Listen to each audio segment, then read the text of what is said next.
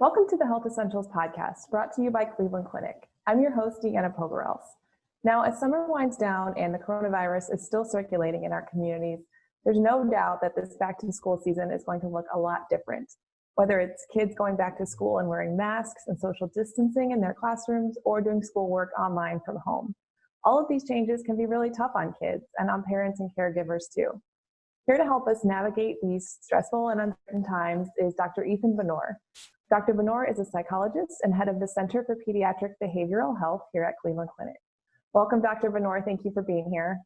Thanks for having me. And to our listeners, please remember that this is for informational purposes only and is not intended to replace your own physician's advice. So Dr. Benore, can we start a little bit by talking about how the last school year ended with kids shifting to virtual learning because of the pandemic, and what consequences have you seen or do you anticipate seeing as the result of more kids doing virtual learning? Sure, it's a great question. So the end of the last school year clearly was not what we expected. And, to put it in perspective, I think it's important that people remember this was an urgent response that the state and the school system had for our ability to try to mitigate or reduce the spread or surge of COVID-19 when we really didn't have as much time to prepare. And we also were trying our best to protect our healthcare providers due to a shortage of supplies. And so I give a lot of credit both to our state and to our schools to do the best that they can in the short time that they have. That being said, it was a very uncertain time for individuals. The way that we taught children was not ideal.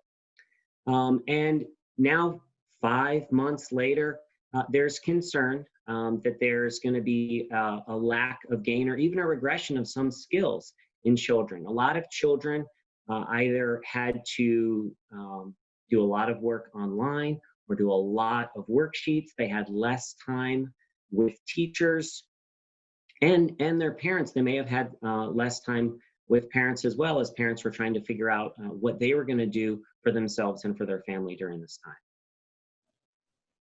And does the lack of socialization with classmates and teachers and even the lack of structure, what kind of effects can those have on kids? So it can have a very large effect on children. Children respond very well when things are ordered and predictable. And so while it may have seemed wonderful to have an extended spring break, that extended sense of not knowing what was going to happen next or next week can be very anxiety-provoking for children. Also, children look to their parents and other adults for a sense of security. And when the other adults don't seem to know what's going on, it's also anxiety-provoking for children. So I think that whole uncertainty was very tough. We were able to make it through the summer, but children, I think, have really suffered from lack of access to their playmates. A lot of kids, I think about young kids who don't have as much ability to see some of their other friends. Social gatherings have been cut short. Everything has been virtual, it feels like. For older kids, for teenagers, socialization and some of their sports teams are really a source of identity for them. And so to not be able to be a part of a team or be a part of a group is really impactful for their own identity and self-esteem. Now, every school district and state is a little bit different in how they've made decisions about what's going to happen this coming year. And I know some schools are leaving it up to parents to decide whether to send their children back for in-person classes or to keep them at home to avoid exposure to the virus. And that seems like a really tough decision to make. If there are parents who are still kind of weighing the pros and cons of each, what are some of the things that they should consider? Sure. So first off, my heart goes out to the parents. I'm a parent of school children as well. It is a tough decision, again, because of the uncertainty. What psychologists often recommend for any type of anxiety is to try to reduce uncertainty by providing information. So the Centers for Disease Control and Prevention has wonderful information on their websites. I would strongly encourage parents to go to that website. There's a lot of information written just for you, so that you can understand what's happening with the virus and what's happening with schools, so you can prepare best for schools. The American Academy of Pediatrics has put out similar information. There's also a website, healthychildren.org, that's managed by the American Academy of Pediatrics. Those are excellent resources for parents. Again, the more knowledge you have, the less uncertainty or anxiety you will feel. And I think the better you'll be able to support your children. The other thing that I would recommend about getting information is I would go to trusted sites. I would not go just to what your neighbors are saying or what's being posted on Twitter. Please go to trusted sites for information about what's happening. Your school systems have to follow these guidelines as well as state mandates, and any questions that you have, schools have been really good. They've had time now to do a lot of research and a lot of preparation. And so they're able to answer most of the questions that you have. So please reach out to your school systems as well. Yeah, so for kids who have learning challenges or struggle with anxiety or ADHD, is there any other considerations for those parents as well in terms of whether their children might do better at school or at home? Yeah, for children who have any kind of specialized needs, whether it's ADHD, whether it's a learning disability, whether it's autism, whether it's giftedness, in a typical school setting, we have modifications or accommodations that are provided for them. So I would reach out to your school. I would reach out to your school psychologist and identify what kind of accommodations can be provided for your child this year. We all are making accommodations and sacrifices to get through this year. One, to try to prevent continuing spread of COVID, but also to try to get back to as much normalcy as we can and to facilitate the academic growth of our kids. The other thing that I would recommend for parents, though, is this is going to be a year for you guys to step up and assist with your child's education. The school is going to do the best that they can, but anything that you can do to also facilitate your child's education is going to be important. Read to your child, read with your child, talk about historical events with your child, do math with your child, play board games with your child to increase some socialization as well as applying some of these skills. But really, as best as you can, be active in your child's education this year. And again, if you have special needs for your child, talk with the school and figure out what the school is going to be doing, and then what you can do as parents so that they don't suffer any further or unnecessarily from accommodations or modifications that will be going on this year. Yeah, so on the other hand of having to make that decision, I know some states or districts have also decided either to proceed with in-person classes or distance learning or some combination of the two. So I'm wondering, when parents aren't given a choice, that choice is made for them, is that more stressful or less stressful? And are there ways that we can deal with those decisions being made for us that we might not necessarily agree with? Sure. So whether it's more or less stressful, I think depends on the person. It is very difficult making these decisions. And so, again, I feel for all of the administrators who have to make the decisions about what is best for preventing spread of COVID-19, as well as what is best for educating schools or educating kids in this current climate that we're in. It is, some people may struggle from not having a sense of control and making the decision themselves. And again, if that's the case, I would encourage ask as much information so you have a good understanding for why the schools made the decision that they did. Again, they did not make these decisions lightly. So ask. Second, if some people may have more anxiety or nervousness about making the decision. There's several schools. We were just on a school board meeting last night. There are several schools that are providing different options for people, and sometimes making the decision is difficult. And again, seek as much information as you can, go to reputable sources, contact the school, ask the questions, so that you feel comfortable making the best decision that you can with the information that we currently have available. Knowing that this situation is evolving, you have to give yourself some level of forgiveness and compassion, that we're doing our best in the current situation. How do we go about explaining some of these nuances to kids, that maybe their friends in a different district might not be going back to school or might be doing something different, and their cousins, and how do we explain this to them in a way that makes sense and is not overwhelming? Sure, no, it's a great question. So one way that I think is important is to create a narrative or a story. And so just a plausible story that a child can easily understand. Oftentimes less words is better than more. So if you need to practice before speaking with your child, I think that that's very helpful. One of the things that's important is to try to explain to your child what will be the same, and then add what will be different. So you will be returning, in this example, you will be returning to the same school, you will be riding the same bus, you will, Jasmine will get on the bus with you just like before, and you'll go to the same school. What will be different? You will be wearing a mask. You will be using hand sanitizer. You will be asked to wash your hands very frequently. You're going to be doing lunch and gym class maybe a little bit differently.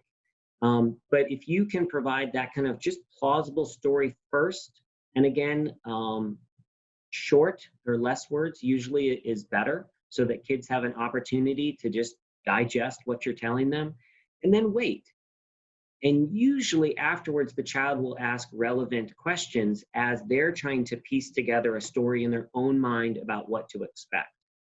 And then between that dialogue, between you and the child, you can start to construct really what your child can picture in his or her mind as they are returning to school. That's great.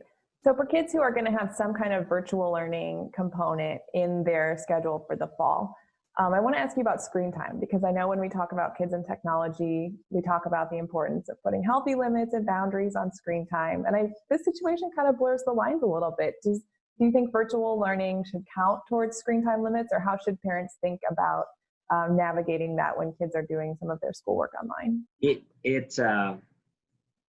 Again, this is an opportunity for parents to be a little bit compassionate with themselves and forgiving of the school system as well. This is tough. We are a very digital society right now, and so much is happening online. And so while there are recommendations to limit the number of hours that a child is online, that is very difficult when so much of the child's activities are also limited as well. So the guiding principle I would use is what is safe for the child from a health standpoint, and what also can help the child with academic development, social development, emotional development. And so if the screen time is being used for any of those purposes, whether it's a classroom that they're participating in, whether it is a worksheet that they're completing online, whether it's just a social group that they're connecting with, those can all be healthy for a child, despite the fact that they may go over the predetermined hour limit that you had for your child. Things that I would be cautious about is your child spending endless hours looping through videos, or endless hours playing through video games where they're not getting any physical activity, they're not getting any social activity, they're not working on academics. Those are times where I think as a parent, you can step in and try to set some limits. The important thing to think about, though, especially given the current climate that we're in right now, is what are you going to replace it with?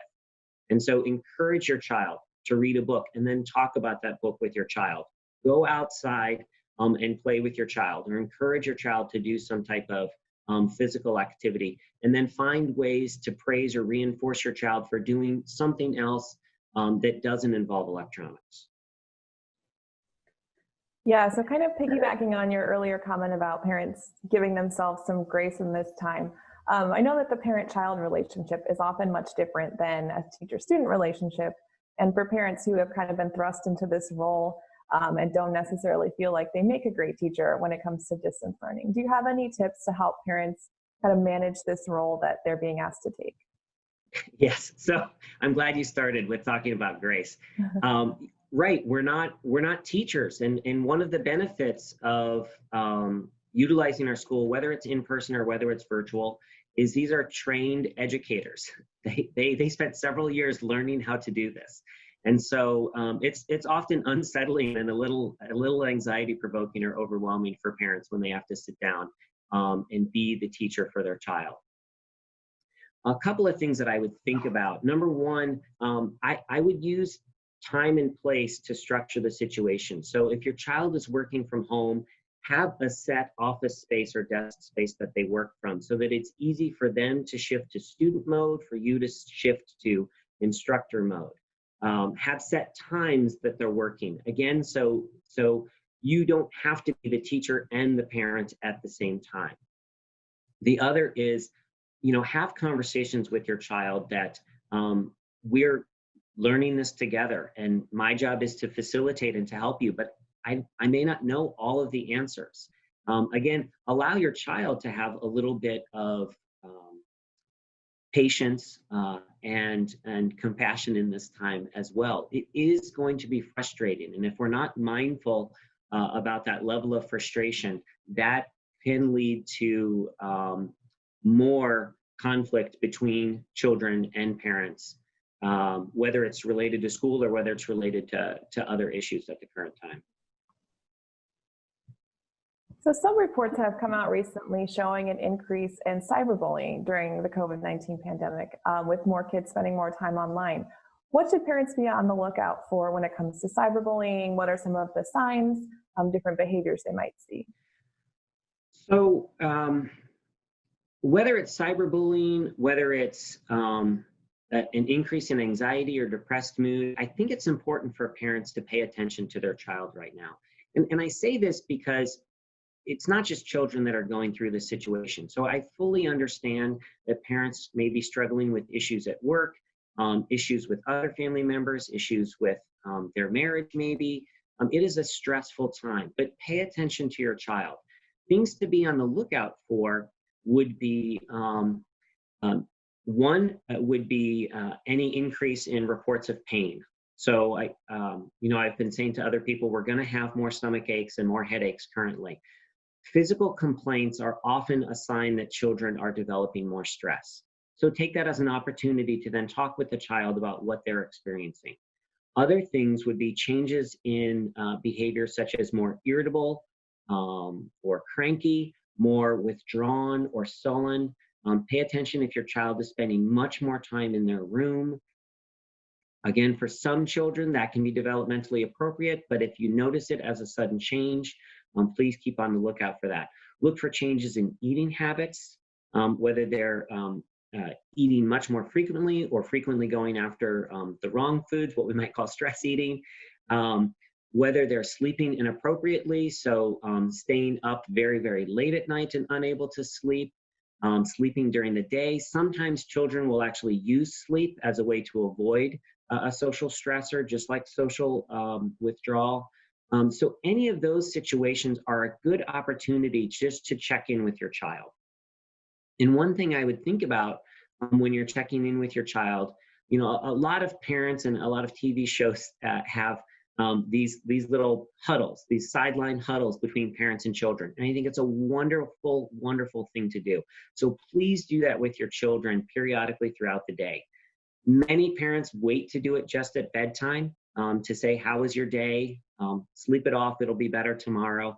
I really encourage you to have these conversations earlier with your children so they can process any stress, process any emotions, end the day feeling much better, much more relieved, much more on top of whatever stress the day presented with themselves. Okay, so I want to shift a little bit and talk about, parents of kids who are going back to school either for that first day or on a delayed start. that are actually going back for in-person classes. And you talked a little bit about how to prepare for that, how to talk to your child. But can we talk a little bit more about some of the things that might be asked of children when they go back to school, like, for example, wearing a mask? How do we explain to them, why they need to wear one and encourage compliance with some of these measures? Sure. And there's been a lot of public discussion about this as well, which is why I think it's important to have your own family discussion. So there are rules that will apply to everybody, and then there are rules that families decide that apply just to them. And so oftentimes you may say, yes, what the Johnsons are doing over there works for the Johnsons. We're not the Johnsons, so we're going to do it our way. When you're talking about rules, especially rules that are mandated, so state mandates or rules for restaurants or rules for schools, it's important to introduce these as hard and fast rules that we're expected to follow. And again, putting it in context to something that the child can relate to. When you ride in a car, you have to wear a seatbelt. It is the state law. When we're out in public or in certain restaurants, there is no smoking. And these are in certain areas, there's no cell phone when you're in a car. And these are newer laws that have come up recently that people struggled with at first until we got used to them. And so teaching children to understand that, yes, it's a little bit uncomfortable and unsettling because it's new, but it's there for your safety. It's there for the safety of others. We're going to follow this rule for those purposes. And then go over specifically what the child should be expected to do. So where, when, and how to wear the mask is going to be important. Making sure that your child know, and so practice with your child, demonstrate for your child, practice with your child, reinforce when your child is doing it. Same thing goes with hand washing. There's some great videos out there about the appropriate way to hand wash, which is very helpful in times like this. Using hand sanitizer and when to use hand sanitizer is going to be very helpful. Talk about it openly with your children, and you'll know you're doing a good job because your child will catch you when you slip up as well. So it's but those specific behaviors I would go over. Okay, and then I know another challenging part is going to be, kind of the social distancing and not just running up and hugging their friends on the first day of school. Right. How can we show compassion for kids with all of that? So, another thing in line with compassion is we're going to make mistakes. And so, these are not specific rules that children need to be penalized or, you need to go to the penalty box because you hugged your friend. It's a teaching moment. And so a little bit of compassion if that happens. But one of the things that's important, and this was initially brought up way back in March and April, was trying to find replacement behaviors. So whether you're bumping elbows, whether you're air fiving, it doesn't really matter as long as it kind of adheres to those rules. And so what I like about that is people are trying to have some fun with this. And I think kids will start to develop their own kind of fun replacement behaviors so that they can have appropriate greetings with their friends. Great. And is there anything else that we should be doing to prepare kids for going back to school, to physical school for in-class teaching? There's a couple of things that I've been thinking about. One thing that as a psychologist I often talk about with individuals is just kind of your attitude or your state of mind. And so for parents, really with the school, the attitude that I would recommend is to be patient, but also to focus on collaboration, that you two are working together to help your child. So it is not a me against you kind of situation here. It is just two different groups working together for the same goal. With other parents, be supportive of other parents, but also be respectful. Some people may have their own rules that are a little bit different than yours. And with kids, again, we've mentioned this already, but please be compassionate. Remember, in this situation, they're just kids. So they understand this less than you, and they have even less control of this situation than you. So please consider that as you're working with your children. With children, When you check in with your child, there's a couple of tips that I usually tell parents. Rule number one I tell parents is just listen. Just be quiet, listen to your child. After that, validate the emotion. I'm sorry that you're feeling sad, angry, frustrated. Reassure them, and then start to problem solve with them on what they could do to help the situation get better, or what you're going to do to help respond to your child. And then I think you talked about this a little bit already, but maybe we can reiterate some of the signs that things aren't going peachy for your kid. We know when they go back to school, and some of those signs that maybe there's some anxiety or stress that needs to be addressed. Yes, again, so and it's a great time when you're having those conversations with the child to really pay attention to any words that they say. But again, sometimes children really struggle understanding their own emotions. So pay attention to how they're talking about the situation. Pay attention to their behaviors. You know your child, and so you'll know if your child is acting more sullen than usual, acting more restless than usual, more irritable or snappy or sassy towards you than normal. Those are all indications that something else is under the surface, and it's a good idea just to pause and have a nice conversation with your child and see if you can get to the heart of it. Then look for the resources that are out there for support. Have there been any positives to this whole situation? So that's a really good question. Again, this was unsettling for all of us, and yet when the world shut down for a while, it gave families and individuals time. And it's been really interesting to look at how individuals have spent that time. So many families have just had more time to connect. They haven't been pulled out, whether it be to work, whether it be to professional sporting events, whether it be to restaurants. People are spending less time actually in commutes. And so having this time has been positive for some families. And I think it's important to look at that and see what you can learn from that to continue using as we move into this next stage of living with COVID. So there's been many more people that have been playing games with their children, whether it's board games, whether it's putting together puzzles. Many more children and adults have gotten back into arts and crafts and then sharing these with each other. When you have less interruptions from life, you have more opportunities to focus on some of these other tasks that maybe were lower on your priority list. There's a lot more flexible time that people have learned to create so that they can be with their family when they want to be or when they can be. Kids, I think, have had a little bit better sleep because they've been able to flex their schooling a little bit more and haven't had to wake up at 6 o'clock to get onto a bus. And for some children, when there is some social stressors, they've had an opportunity to take a break from some of that.